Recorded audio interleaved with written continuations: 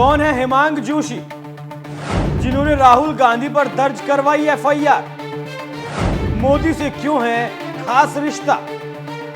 क्या राहुल गांधी अब झुकेंगे?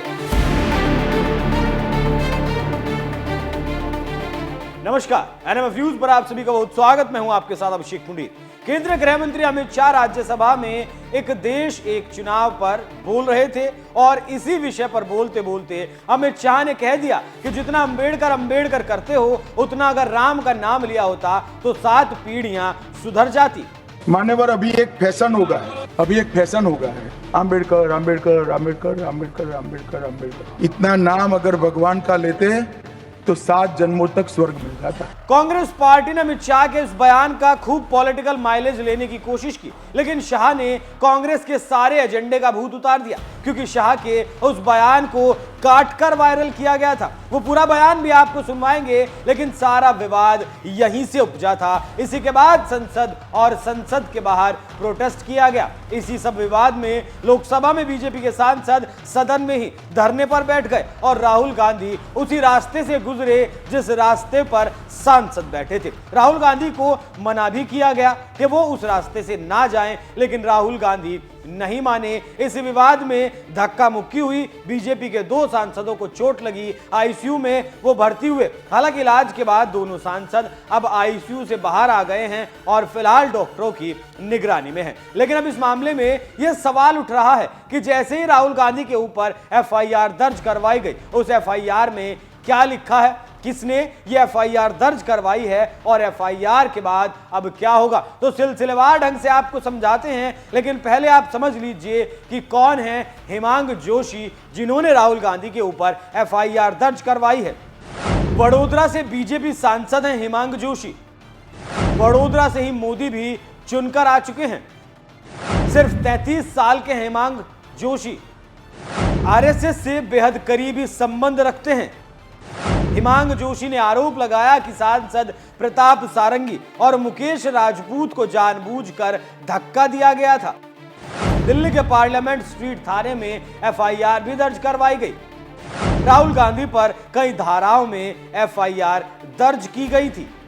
हेमांग जोशी ने आरोप लगाया कि कांग्रेस अंबेडकर के नाम पर झूठा प्रचार कर रही है। हेमांग जोशी ने राहुल को अहंकारी बताया और अहंकार के कारण ही ये धक्का मुक्की की गई, ऐसा हेमांग जोशी का मानना है। खैर, ये राजनीतिक दलों की आपस की लड़ाई है, क्योंकि कांग्रेस की तरफ से भी इस मामले में एफआईआर दर्ज करवा दी गई है। उसमें बीजेपी पर कई आरोप लगाए गए, लेकिन कानूनी तौर पर जब इस मामले के बारे में हमने कुछ कानूनी लोगों से बात की तो पता चला अगर इस मामले में राहुल गांधी दोषी पाए जाते हैं तो उन्हें 7 साल तक की जेल हो सकती है, जिससे उनकी सांसदी पर भी खतरा मंडरा सकता है। लेकिन क्या इस जेल से बचने के लिए राहुल गांधी माफी मांग सकते हैं?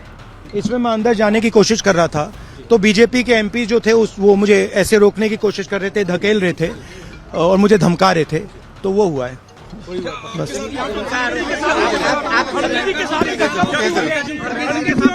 नहीं, देखिए हाँ किया है मगर ठीक है कोई मतलब धक्का मुक्की से हमें कुछ होता नहीं है, मगर ये एंट्रेंस है पार्लियामेंट हाउस की और हमारा अधिकार है अंदर जाने का, और बीजेपी के जो मेंबर्स हैं वो हमें अंदर जाने से रोक रहे थे। सेंट्रल इशू है जो आप लोग मांग कर रहे हैं अमित शाह के रेजिग्नेशन। नहीं, सेंट्रल इशू है कि ये कॉन्स्टिट्यूशन पर आक्रमण कर रहे हैं और जो अंबेडकर जी की मेमोरी है उसका अपमान कर रहे हैं। तो यहां ये तो साफ है कि राहुल गांधी माफी तो नहीं मांगने वाले, भले ही सांसदी क्यों ना चली जाए। ये तो थी पहली बात। दूसरी बात ये कि राहुल की इस हरकत की देश भर में आलोचना हो रही है। कोई भी उस जगह होता तो कम से कम जो सांसद नीचे गिर गए थे उन्हें उठाता तो जरूर, उनसे हालचाल पूछता, लेकिन राहुल चोरी और सीना जोरी दोनों पर उतर आए। ये एक इंसान के लिहाज से नहीं होना चाहिए था। एक सांसद के तौर पर आपका मतभेद आपके विपक्ष से हो सकता है, लेकिन राहुल को कम से कम मानवता तो यहां दिखानी ही चाहिए थी। और जो पॉलिटिकल माइलेज कांग्रेस अंबेडकर के मुद्दे पर बीजेपी को घेर कर लेना चाहती थी वो नहीं ले पाई, क्योंकि बीजेपी ने भी कांग्रेस की सारी सच्चाई बता दी। कांग्रेस ने क्या क्या किया था अंबेडकर साहब के साथ। तो जाते जाते अमित शाह का वो पूरा बयान भी सुन लीजिए, जिससे कांग्रेस खफा है और मामला यहां तक बढ़ गया। मान्यवर, अभी एक फैशन हो गया है, अभी एक फैशन हो गया है, अंबेडकर अंबेडकर अंबेडकर अंबेडकर अंबेडकर अंबेडकर। इतना नाम अगर भगवान का लेते तो 7 जन्मों तक स्वर्ग मिल जाता। अच्छी बात है ना? ना सुनिए तो, सुनिए ना, आप सुनिए ना, मैं बताता हूं।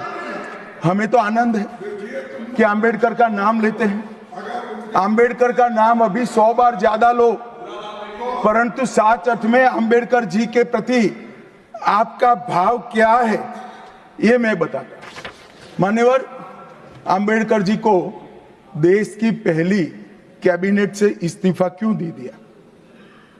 अंबेडकर जी ने कई बार कहा कि अनुसूचित जातियों और जनजातियों से हुए व्यवहार से मैं असंतुष्ट हूं, सरकार की विदेश नीति से मैं असहमत हूं और आर्टिकल 370 से मैं असहमत हूं। इसलिए वो छोड़ना चाहते थे, उनको आश्वासन दिया गया, आश्वासन पूरा नहीं हुआ, उन्होंने इग्नोरेंस के चलते इस्तीफा दे दिया। और एक श्री BC रॉय ने पत्र लिखा कि अंबेडकर और राजा जी जैसे 2 महानुभाव मंत्रिमंडल छोड़ेंगे तो क्या होगा।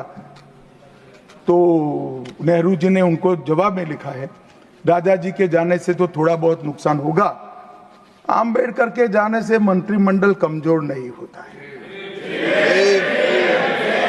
मान्यवर, ये विचार पार्लियामेंट में कल कहा बीजेपी के लोगों ने, आपने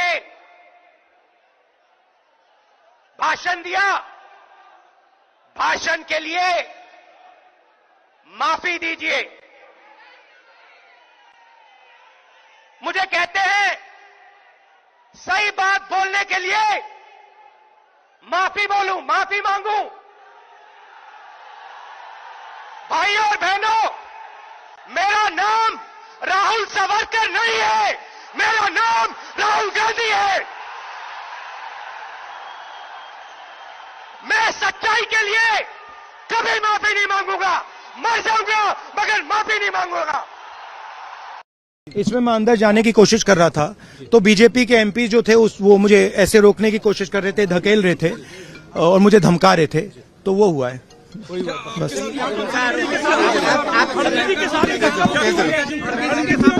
नहीं, देखिए हाँ किया है मगर ठीक है, कोई मतलब धक्का मुक्की से हमें कुछ होता नहीं है, मगर ये एंट्रेंस है पार्लियामेंट हाउस की और हमारा अधिकार है अंदर जाने का, और बीजेपी के जो मेंबर्स हैं वो हमें अंदर जाने से रोक रहे थे। सेंट्रल इशू है जो आप लोग मांग कर रहे हैं अमित शाह के रेजिग्नेशन को लेकर। नहीं, सेंट्रल इशू है कि ये कॉन्स्टिट्यूशन पर आक्रमण कर रहे हैं और जो अंबेडकर जी की मेमोरी है उसका अपमान कर रहे हैं।